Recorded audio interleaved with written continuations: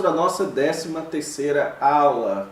E na nossa 13ª aula, irmãos, nós vamos avançar na nossa análise agora do capítulo 5.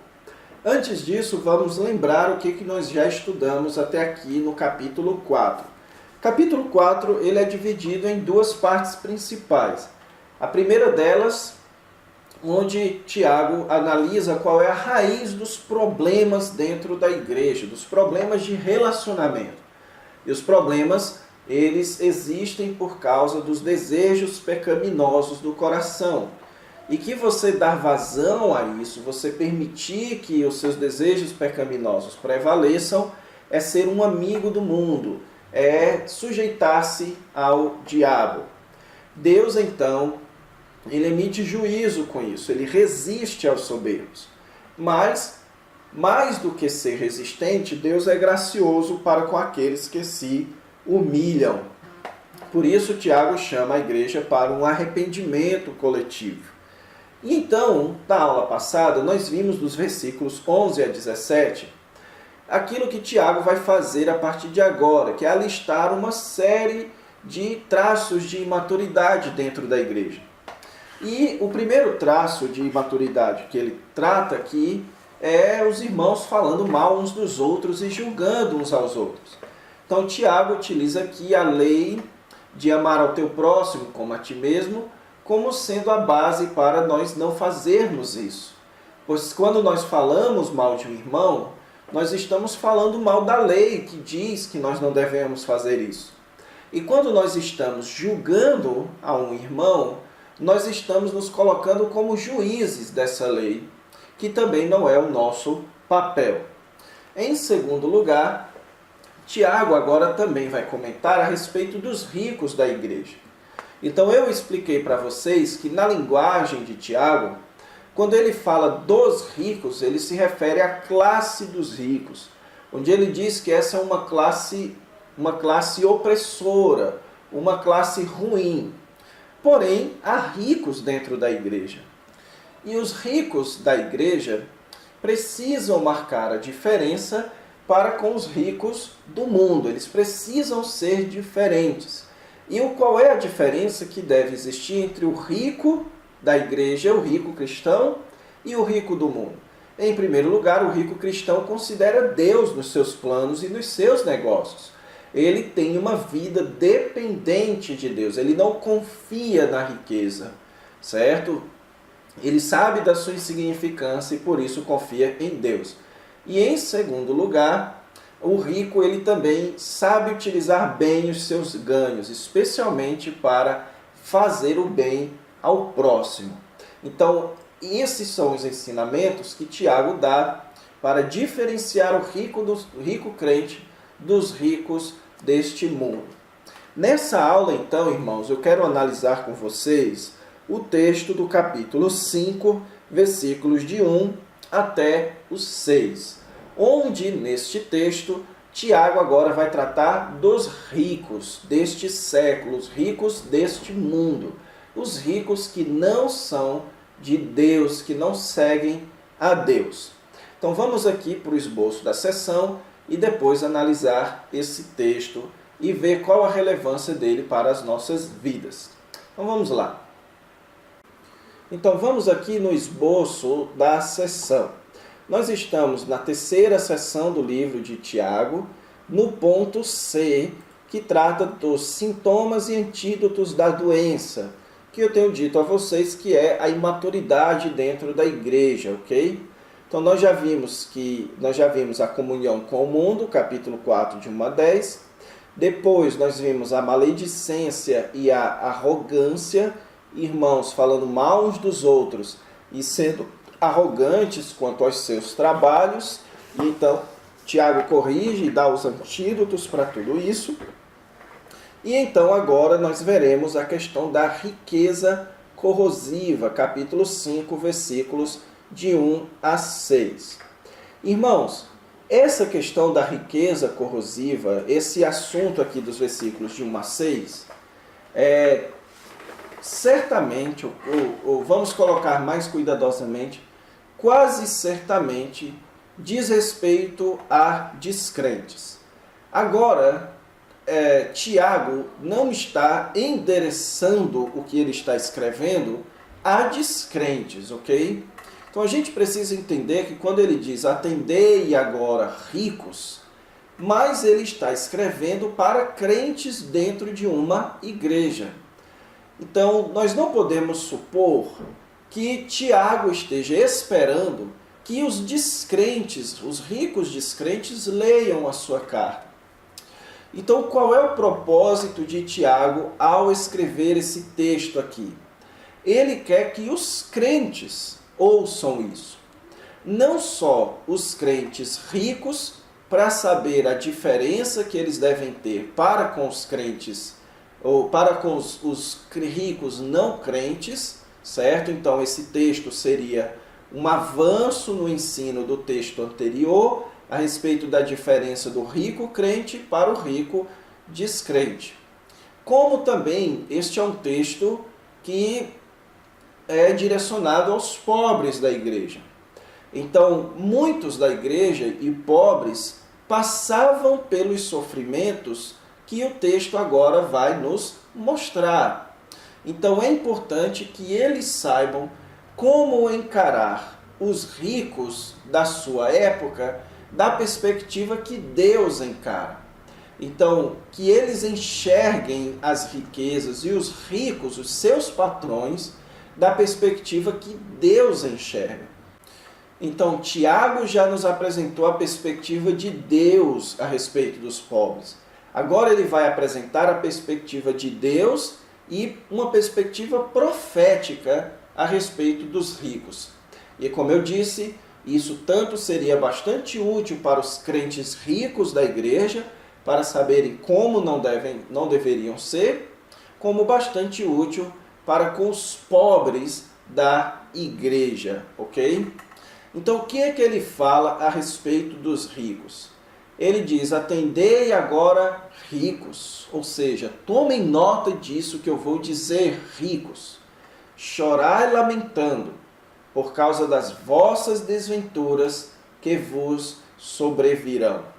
Então, Tiago coloca aqui os ricos como sendo pessoas desventuradas. Só que as suas desventuras sobrevirão. E pelo contexto, irmãos, Tiago está sendo aqui escatológico. Ele está falando dessa desventura que sobrevirá com a vinda do Senhor Jesus Cristo. Então, o que Tiago está querendo é que os pobres, na verdade, que nós enxerguemos os ricos, aqueles que não são crentes, mas são ricos, não como as pessoas mais felizes e bem-sucedidas do mundo, mas é para eles chorar agora. É que nós entendamos que os ricos, na verdade, são desventurados, que eles podem não perceber a desventura deles agora, mas haverá de chegar o momento da desventura deles. Isso servir, irmãos, como uma palavra de conforto para os pobres daquela igreja. Por quê? Porque os pobres estavam sofrendo naquela era. Mas o texto de Tiago, lá no capítulo 2, ele diz que os pobres são ricos na fé e herdeiros do reino de Deus. Então, os pobres sofrem agora, mas herdam o reino no futuro. Essa é a ideia, por exemplo, da parábola em Lucas capítulo 16, quando Abraão diz para o rico, você teve uma vida regalada, agora você está sofrendo. Lázaro teve uma vida sofrida, agora ele está desfrutando de uma vida regalada aqui. Então é essa a ideia de justiça. Aqueles que vivem para essa época, para serem felizes nessa época, eles serão desventurados na época seguinte, na era futura. Aqueles que sofrem nessa época serão bem-aventurados na era futura. Então esse é ponto central, o ensino central de Tiago aqui. Mostrar a perspectiva correta dos ricos. Os ricos não são os bem-aventurados. Os ricos são os desventurados. E por que eles são desventurados? Versículo 2 e 3, irmãos, mostra aqui, certo? Que as riquezas ou os elementos que marcam a riqueza de uma pessoa rica, elas já estão fadadas ao prejuízo, já estão fadadas ao fim. Veja que ele diz que as vossas riquezas estão corruptas. Então, as riquezas estão corrompidas de várias formas. E ele vai citar as corrupções das riquezas. Então, a ideia aqui não é que as riquezas são corruptas ou oriundas de corrupção. As riquezas estão corruptas. Então, as pragas já entraram nas suas posses. As pragas já entraram nos seus bens. Então, já começou a época da desventurança. E isso um dia vai se tornar pleno. Então, como é que as riquezas deles estão corruptas? Ele alista 3 áreas. Em primeiro lugar, as vossas roupagens estão comidas de traças. Então, as roupas, irmãos, eram um dos traços, uma das marcas dos ricos daquelas épocas, certo? Então, eles eram pessoas cheias de roupas, enquanto os mais pobres eram pessoas que só tinham uma roupa. Então, este acúmulo de roupas, ao invés de ser distribuída aos pobres, isso era acumulado. E isso estava já se corrompendo. Deus estava mandando a corrupção para isso, sendo as suas roupas comidas de traça. Então, esse primeiro aspecto de exibição da riqueza, que é um guarda-roupa cheio de roupas, isso já estava fadado ao fim, sendo comido por traças. Hoje em dia, isso não é uma ideia que não é tão forte, visto que há várias formas de você se prevenir as traças. Então, dificilmente você encontra alguém que diga que suas roupas foram comidas por traças. Mas é como se dissesse que as suas roupas saíram da moda. Ou seja, as suas roupas já não servem de nada. Aquilo que antes servia para exibir a sua riqueza, agora não serve mais. E nós sabemos, irmãos, que ainda hoje, roupa é uma das principais formas de ostentação. Então, pessoas que querem ostentar uma determinada posição social, vestem determinados tipos de roupa, certo? Então, essa ostentação está chegando ao fim. Vai chegar um dia que essa ostentação vai acabar. Em segundo lugar, o vosso ouro e a vossa prata foram gastos de ferrugens, certo? E a sua ferrugem há de ser por testemunhos contra vós mesmos e há de devorar as vossas carnes. Qual é a ideia aqui, irmãos? A ideia é que não apenas os seus bens, como também o seu sustento, a sua alimentação, também está chegando ao fim. E como é que está chegando ao fim? Por meio daquilo que tira o valor. Então, uma peça de ouro ou uma peça de prata enferrujada, aquilo perde o seu valor. Trazendo para o século 21, é como se ele estivesse falando da inflação. A inflação é aquilo que faz com que o seu dinheiro perca valor.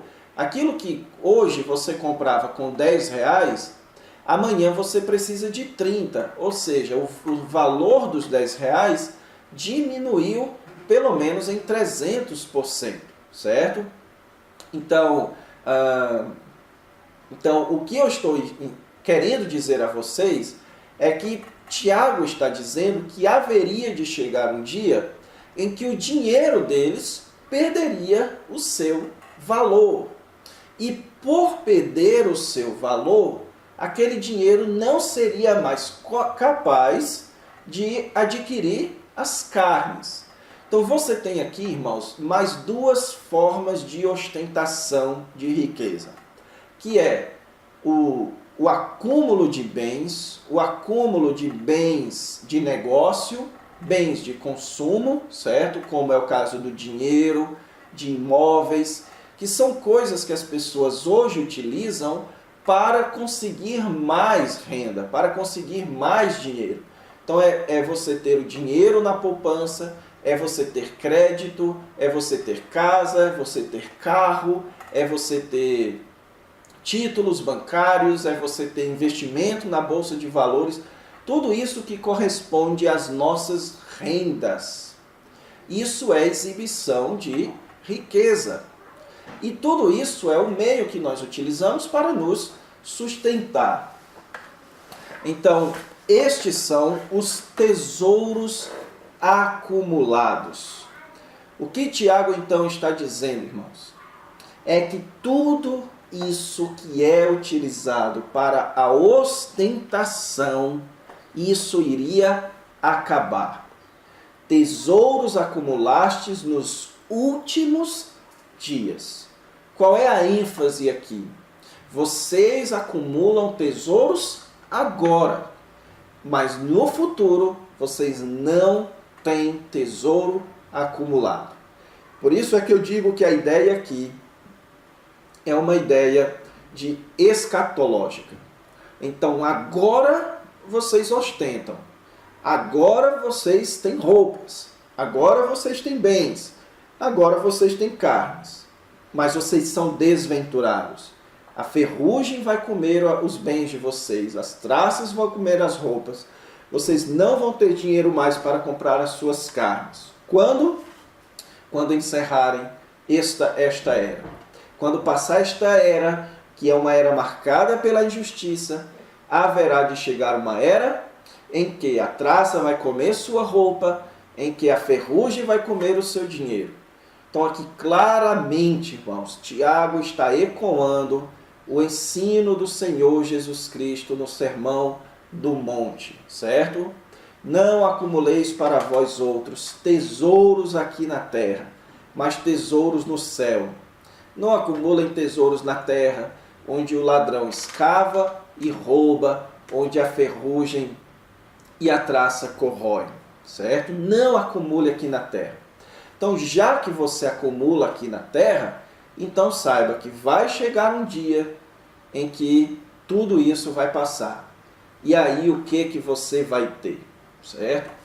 Então esse estabelecimento de justiça, irmãos, é extremamente confortante para os mais pobres e extremamente alertador para os ricos da igreja. Os ricos deveriam não confiar na transitoriedade dos seus bens. Esse é o ponto. E os pobres deveriam saber que hoje eles sofrem injustiça, mas um dia a justiça será feita. E então, Tiago, certo? Ele agora atesta ou expressa aqui qual é a grande injustiça que eles cometem na presente era e que eles serão condenados no futuro. Ele diz o seguinte: eis que o salário dos trabalhadores que ceifaram os vossos campos e que por vós foi retido com fraude está clamando. Irmãos, naquela época, certo? Muita das rendas era por meio de atividade agrícola. Então ele está pegando aqui o exemplo da atividade agrícola para falar da injustiça social. Então qual é a injustiça que estava acontecendo? Naquela época a pessoa trabalhava, no final do dia ela recebia o seu dinheiro e esse dinheiro era o seu sustento do dia seguinte. Então a pessoa vivia com aquilo que recebia. Então à medida que ela recebia, ela vivia. assim como hoje. Só que hoje você não recebe o dinheiro de um dia, você recebe o dinheiro de um mês. Então, se você não recebe o dinheiro daquele mês, você vai atrasar suas contas e não vai conseguir ter o seu sustento. Assim era naquela época. E, irmãos, havia muitas formas, e isso é expresso no Antigo Testamento, certo? Por exemplo, o livro de Jeremias comenta isso, também no livro de Malaquias, em que os patrões, eles fraudavam o pagamento do salário dos trabalhadores.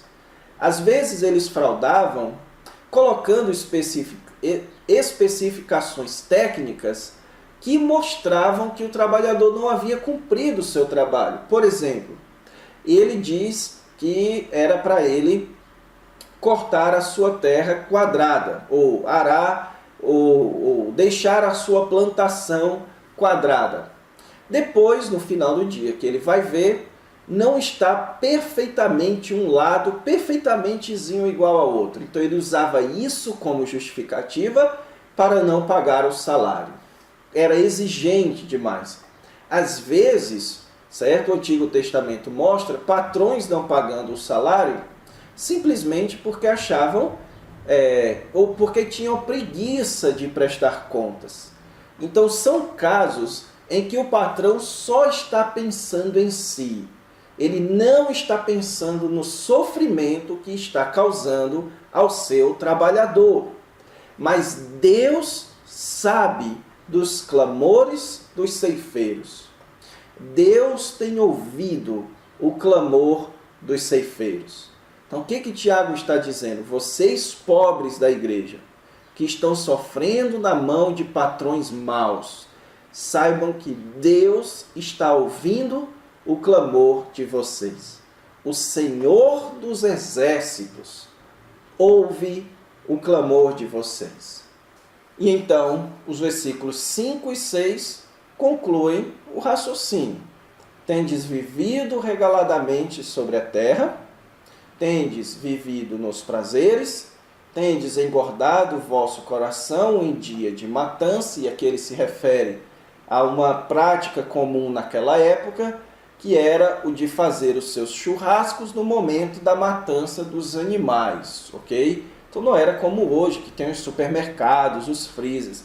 Então naquela época, se você queria comer uma carne fresca, você tinha que comer na hora que matava o boi. Então é isso que ele está dizendo.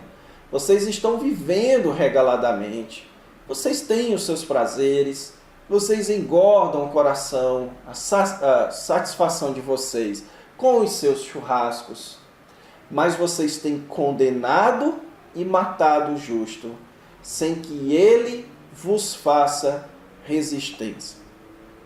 Qual é a ideia aqui?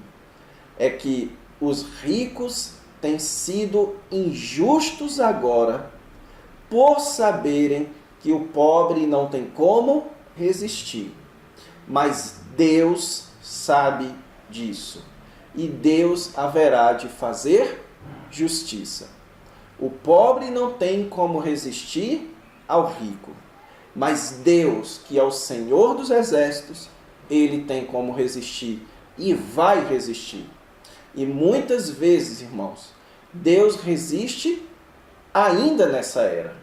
Então, quantos e quantos casos, certo? Nós vemos que o sistema capitalista, que é o sistema que opera hoje neste mundo, em sua grandiosa maioria, ele já matou milhões de pessoas. Milhões de pessoas se suicidaram, tiveram suas vidas acabadas, perderam seus bens com suas crises, perderam suas casas, seus rendimentos, e todos estes ganhos à custa da opressão do mais pobre, ok? Então, mais uma vez, só ressaltando, Tiago aqui não está sendo socialista, ok? Então, lembre-se disso. De forma alguma, Tiago está sendo socialista, dizendo que aqui todo mundo tem que ter a mesma renda. Não. Pelo contrário, Tiago está respeitando a ordem da sociedade. Há patrões e há servos. Há ricos e há pessoas pobres. O problema é a injustiça. É quando o patrão não trata com justiça o servo. E é quando o rico não cuida dos mais pobres, ok? Então não existe em Tiago aqui nenhum pensamento de que o rico tem que deixar de ser rico para dar a sua renda ao mais pobre. Não, o rico tem que ajudar os mais pobres e os patrões têm que serem justos para com os mais pobres. Então, se você não ajuda o mais pobre, nisso você está pecando. E se você trata mal aos mais pobres, Deus fará justiça. Então, para encerrar, duas pequenas aplicações. A riqueza proibida é aquela que é adquirida injustamente, ok? Então, a riqueza que a Bíblia proíbe é aquela que é adquirida por meio da opressão, por meio da injustiça. E a causa do pobre será vindicada no dia do juízo. Então, eu coloquei isso daqui, irmãos, para que nós entendamos que a Bíblia não ensina que a riqueza é em si pecaminosa. O que nós temos visto até aqui no livro de Tiago? Que é importante que você que é rico saiba encarar da perspectiva correta a sua riqueza. Em primeiro lugar, não deposite a sua segurança de vida na riqueza. Saiba que você é frágil, você não tem o controle da sua vida. Então, o significado da sua vida não está nas riquezas. As riquezas são insignificantes para você. Então, coloque o significado da sua vida em Deus. Em segundo lugar, o rico não pode oprimir aos mais pobres. Na verdade, ele tem que ser generoso. Ele precisa ser alguém que sabe que tem que fazer o bem e faz. Que não pode se privar de oportunidades de ajudar a quem está precisando. E em terceiro lugar, você tem agora o ensino de que o rico não pode adquirir a sua riqueza injustamente. Então, aqueles que enriquecem neste mundo por meio da opressão e desfrutam e riem nessa vida, oprimindo aos mais pobres, a causa do mais pobre será vindicada no dia do juízo.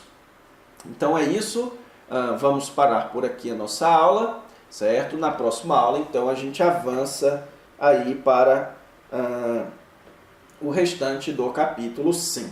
Então fiquem com Deus, até a próxima aula.